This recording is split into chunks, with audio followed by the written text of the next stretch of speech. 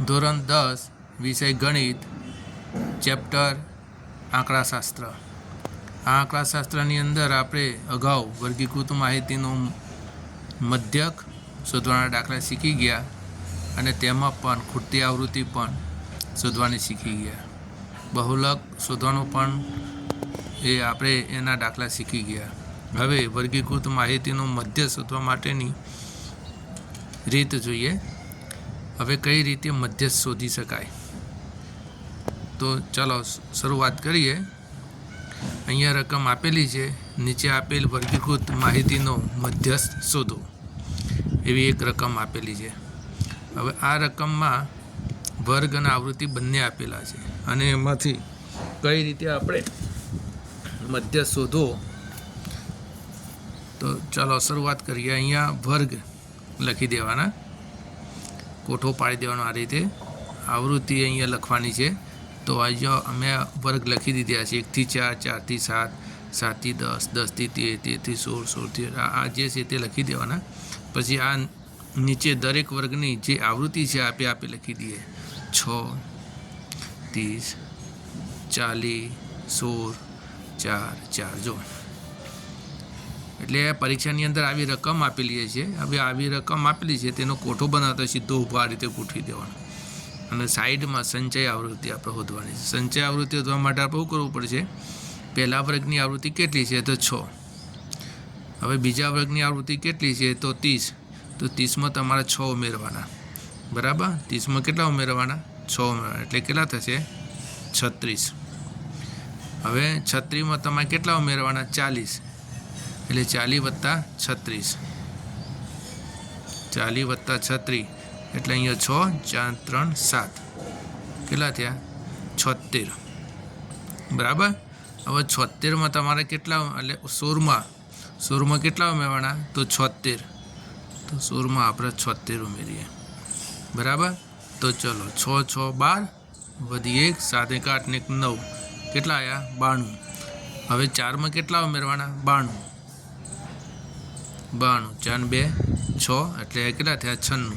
હવે પાછા બીજા 4 આવ્યા, તો 4માં પાછા કેટલા ઉમેરવાના? બીજા 96 એટલે કેટલા થયા? 100.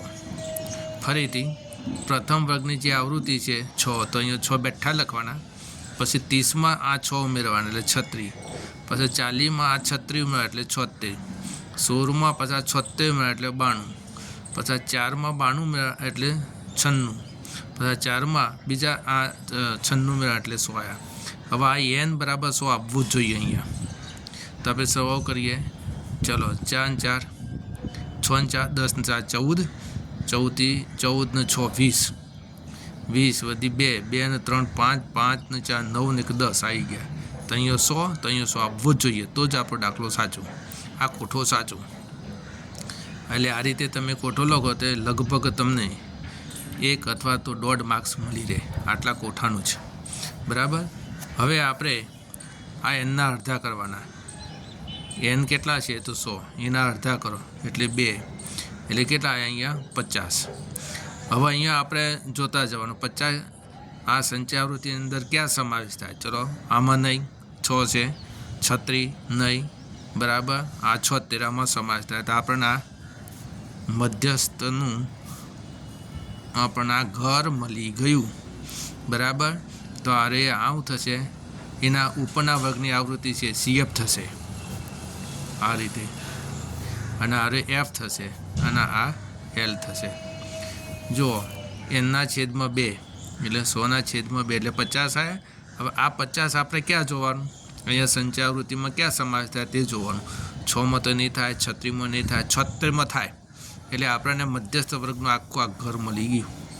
અને એના ઉપરના વર્ગની સંચય આવૃત્તિ છે એ કઈ થશે? તો CF. તો આપણને અહીંયા CF મળી ગયા. કેટલા મળ્યા? 36 મળ્યા. ચલો આની અંદર આ જે આપણને મધ્યસ્થ વર્ગ છે, આ મધ્યસ્થ વર્ગ છે, બરાબર. તો મધ્યસ્થ વર્ગ કયો મળ્યો? મધ્યસ્થ વર્ગ 7 થી 10 મળ્યો. એના સામેની જે આવૃત્તિ છે F, બરાબર, તેના આપણે F કહીશું, એ 40, બરાબર. એના આગળના વર્ગની જે સંચય આવૃત્તિ છે 36 એ CF બનશે, બરાબર. અને H કેટલા મળશે? તો જે H જો લો એટલે વર્ગ લંબાઈ. 4માંથી 1 જાય તો 3, 7માંથી 4 જાય તો 3, 10માંથી 7 જાય તો 3, 13માંથી 10 જાય તો 3, 16માંથી 13 જાય તો 3. તો દરેકમાં 3 આવે છે. એટલે મધ્યસ્થ આ જે વર્ગ છે, આ દરેકનો જે વર્ગ છે, બરાબર. તો આ એની જે ગેપ વચ્ચે પડે છે એ કેટલી પડે છે? તો 3. એની વર્ગ લંબાઈ 3 ગણાય. હવે આ મધ્યસ્થ વર્ગ છે.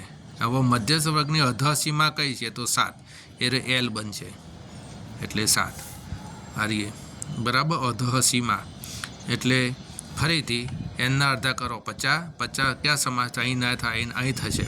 તો આ મધ્યસ્થ વર્ગ મળી ગયો. 7 થી 10 એને અધસીમાની L કહેવાય, એના સામેની આવૃત્તિની F કહેવાય, એના આગળના વર્ગની સંચય આવૃત્તિ 36 એને CF કહેવાય. હવે આ બધું સૂત્રની અંદર મૂકીએ.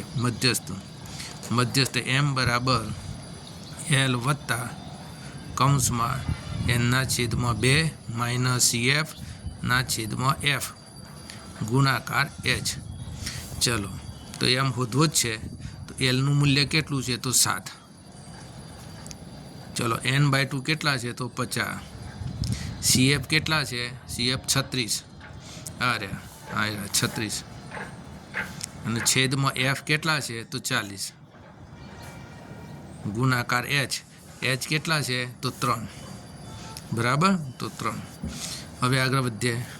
માટે 7 ના 7, 36માંથી 50, 50માંથી 36 બાદ કરો એટલે કેટલા થશે? 14, બરાબર ને.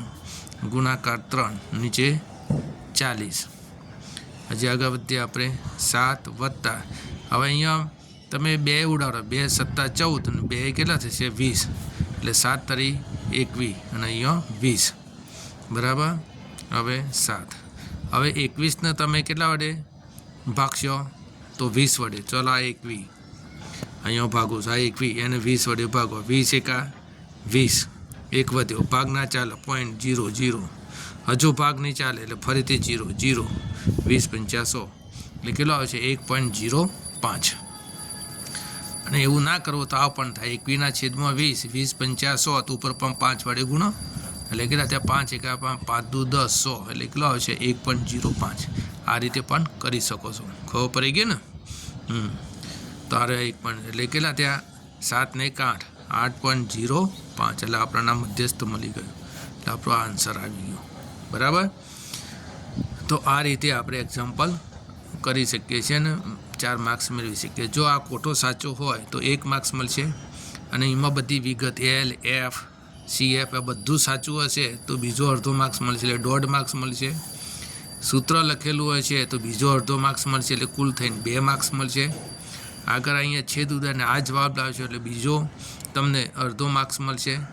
અને જવાબ બિલકુલ સાચો હશે તો એ બીજો અડધો માર્ક્સ મળશે. આમ 3 ગુણનો દાખલો પૂછાય તો 3માંથી 3 તમને આ રીતે મળે. એટલે જ્યાં સુધી તમારા સ્ટેપ સાચા હશે ત્યાં સુધીના તમને માર્ક્સ મળશે. એટલે પ્રયત્ન કરતા રહેવાનો એન્ડ સુધી. ચલો, હવે આપણે ખૂટતી આવૃત્તિનો એક દાખલો જોઈ લઈએ. ખૂટતી આવૃત્તિનો, બરાબર. અહીંયા એક બીજો રકમ આપેલી છે. નીચેના આવૃત્તિ વિતરણ માટે N બરાબર 100, મધ્યસ્થ અહીંયા 32 આપેલો છે અને N બરાબર 100 આપેલો છે. તો ખૂટતી આવૃત્તિ આપણે F1 અને F2 શોધવાનું છે. અહીંયા આખી રકમ આપેલી છે. વર્ગ 0 થી 10 એની આવૃત્તિ 10, 10 થી 20 એની આવૃત્તિ F1 આ શોધવાની છે. ખૂટતી આવૃત્તિ છે. 20 થી 30 અહીંયા આવૃત્તિ આપેલી છે 25, 30 થી 40 અહીંયા આવૃત્તિ આપી છે 30, 40 થી 50 અહીંયા ખૂટતી આવૃત્તિ F2 શોધવાની. એટલે 2 ખૂટતી આવૃત્તિઓ શોધવાની છે. 50 થી 60ની આવૃત્તિ 10. તો આપણે લખતા જઈએ. અહીંયા 10 F1, 25, 30 F2 અને 10 એનો સરવાળો કરી નાખીએ.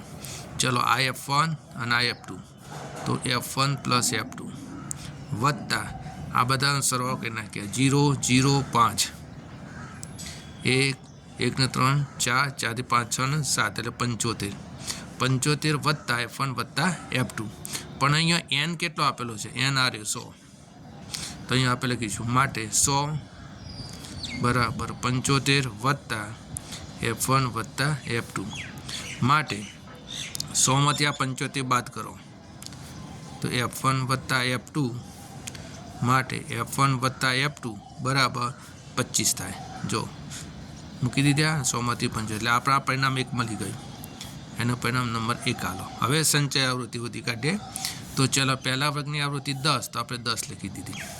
હવે 10માં કેટલા ઉમેરવાના તો F1 તો તેના તે જ રહેશે 10 વત્તા F1. હવે 10 વત્તા F1માં કેટલા ઉમેરવાના તો 25 ને 10 35 વત્તા F1. હવે 35 વત્તા F1 વત્તા 35 વત્તા F1 વત્તા 30 ઉમેરવાના. કેટલા ઉમેરવાના 30. 35 વત્તા F1 વત્તા 30 એટલે કેટલા થાય 30 ને 30 60 ને 65 વત્તા F1. હવે 65 વત્તા F1 વત્તા F2 ઉમેરી દઈએ તો તેનું તે જ રહેશે 65 વત્તા F1 વત્તા F2. હવે તેની અંદર 65 વત્તા F1 વત્તા F2 એમાં પાછા કેટલા ઉમેરવાના 10 એટલે કેટલા થઈ જશે 75 વત્તા F1 વત્તા F2. જો અહીંયા આવી ગયો 75 વત્તા F1 વત્તા F2 તો પણ અહીંયા આવી ગયો. એટલે આપણો આ કોઠો સાચો છે, બિલકુલ સાચો છે. બરાબર, તો આપણને 1 માર્ક્સ મળવા પાત્ર છે. હવે અહીંયા મધ્યસ્થ વર્ગ શું આપેલો છે? અહીંયા મધ્યસ્થ કેટલો આપેલો છે? તો મધ્યસ્થ 32 આપેલો છે. 32 છે. માટે મધ્યસ્થ વર્ગ કયો મળશે? મધ્યસ્થ વર્ગ કયો મળે? તો 32નો સમાવેશ અહીંયા વર્ગની અંદર ક્યાં થાય છે તે જોવાનું. 0 થી 10માં થાય છે તો ના, 0 થી 20માં થાય છે તો ના, 0 થી 30માં થાય છે તો ના, 0 થી 30 થી 40માં થાય છે, 0 થી 10માં નહીં થતો, 10માંથી 20માં નહીં થતો, 20માંથી 30માં નહીં થતો, આમાં થાય. 30 ને 40ની વચ્ચે આ 32 આવે તો આપણને આ મધ્યસ્થ વર્ગ અહીંયા મળી ગયો. કયો મળ્યો? 30 થી 40. બરાબર, તો એની અધસીમા એટલે 30 છે એ L બનશે અને આ 30 થી 40 વર્ગ છે એની સામેનો જે આવૃત્તિ છે એ આપણને F મળશે. અને અહીંયા જે સંચય આવૃત્તિ છે અહીંયા મધ્યસ્થ વર્ગની એના આગળના વર્ગની જે સંચય આવૃત્તિ છે તે આપણને CF મળશે. તો આપણને 3 વસ્તુ મળી ગઈ. આ CF મળી ગયો, આ F મળી ગયો અને આ L મળી ગયો. તો H કેટલો મળશે? H વર્ગ લંબાઈ 10નો તફાવત છે, બધા 10માં ગેપ છે તો આપણને આ 10 મળી ગયો. હવે સૂત્રની અંદર બધી કિંમતો મૂકી દઈએ. ચલો, મધ્યસ્થ બરાબર L વત્તા કૌંસમાં N/2 માઇનસ F/F અને ગુણાકાર H. M કેટલો આપેલો છે તો 32 તો આપણે 32 લખીશું. L કેટલો આપેલો છે તો 30 લખીશું. N/2 કેટલા આલ્યા છે તો ચલો અહીંયા N બરાબર 100 આપેલા છે. આ રહ્યા ઉપર, આ રહ્યા. હવે 100ના અડધા કરી નાખો એટલે 50 તો અહીંયા આપણે 50 લખીશું. બરાબર, માઇનસ CF કેટલા આપ્યા? આ રહ્યા 35 વત્તા F1 તો કૌંસમાં લખ્યું, અહીંયા ભૂલ ના કરતા.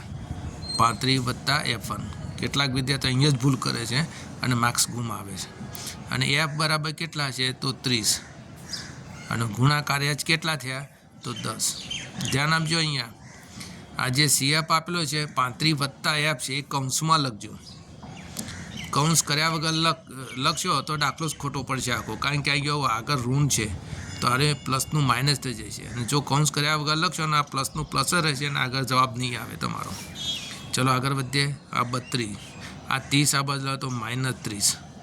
બરાબર, હવે આ કૌંસ છોડી નાખ્યા. 50 માઇનસ 35, 50 - 35 અને કૌંસ છોડ્યો એટલે આ પ્લસનું થઈ જશે માઇનસ F1/30 અને ગુણાકાર 10. આ 10નું 1 મિનિટ ઉડી ગયું. ચલો, 32માંથી 30 જાય તો કેટલા રહે તો 2, 30માંથી 35 જાય તો 15 માઇનસ F1 અને નીચે કેટલા વધ્યા 3. હવે આ બંનેનો ગુણાકાર 3 દુ 6 બરાબર 15 માઇનસ F1.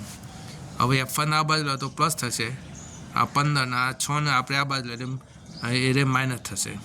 આ માઇનસ F1 છે આ બાજુ તો પ્લસ થઈ ગયા, 15 ના 15 અને 6 આ બાજુ લે તો માઇનસ થઈ ગયા. હવે બાદ બાકી કરો, 15માંથી 6 જાય તો 9 તો આપણને F1 મળી ગયા. જે પરિણામ 1માં મૂકતા ચલો પરિણામ 1 ક્યાં છે તા ઉપર F1 વત્તા F2 બરાબર 25, તેની અંદર આપણે કિંમત મૂકી દઈએ તો F1 વત્તા F2 બરાબર 25 છે, એની અંદર આ 9 મૂકી દો બરાબર 9 વત્તા F2 બરાબર 25, તો F2 બરાબર 25માંથી 9 કાઢી નાખો તો F2 બરાબર કેટલા આવશે 16. તો આપણને આ ખૂટતી આવૃત્તિ મળી ગઈ. ખૂટતી આવૃત્તિ F1 બરાબર 9 અને બીજી ખૂટતી આવૃત્તિ F2 બરાબર 16. તો આપણને આન્સર મળી ગયો. ઓકે, આ રીતના દાખલા બીજા તમારા ખૂટતી આવૃત્તિના નો મહાવરો કરવાનો આ રીતે ગણતરી કરીને. બરાબર, ઓકે, ચલો લાઈક કરતા રહેજો અને બીજાને શેર કરતા રહેજો તે બીજા વિદ્યાર્થી પણ શીખે.